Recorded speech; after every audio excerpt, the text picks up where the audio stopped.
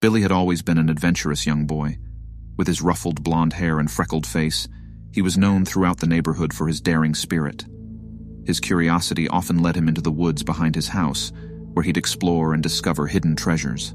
But one day, that curiosity would lead him down a path he could never have imagined. The rumors that had circulated about the old abandoned house on the outskirts of town had always piqued Billy's interest. The locals whispered stories of strange happenings there, and nobody dared go near it after dark. However, one fateful summer evening, a dare from his friends pushed Billy to confront his fears.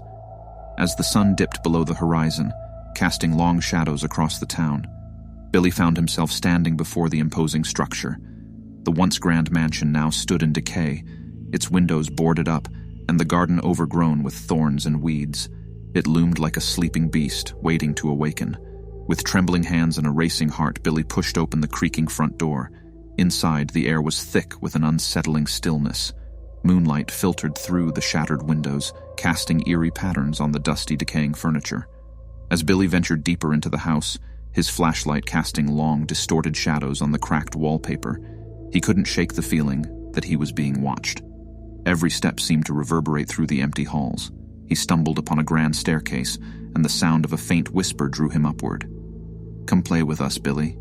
The voice beckoned, soft and haunting. Billy followed the voice, his trepidation growing with each step. It led him to a door at the end of the corridor. He hesitated for a moment, then slowly turned the knob. Inside, he found a room unlike any other. Antique toys littered the floor, their once vibrant colors faded by time. But what drew Billy's attention were the three children who sat in the corner. They looked like kids his age, dressed in outdated clothing, but their faces were ashen and hollow. "Who are you?" Billy stammered, taking a step back. "We've been waiting for you, Billy," the children said in unison, their eyes vacant. As Billy tried to flee, an invisible force seemed to pull him toward them. He struggled, but it was no use. The children's faces contorted into ghastly grins, and their outstretched hands began to reach for him. He screamed, but the room swallowed his cries. Meanwhile, in the town, the neighbors heard a faint sound, like the wailing of the wind.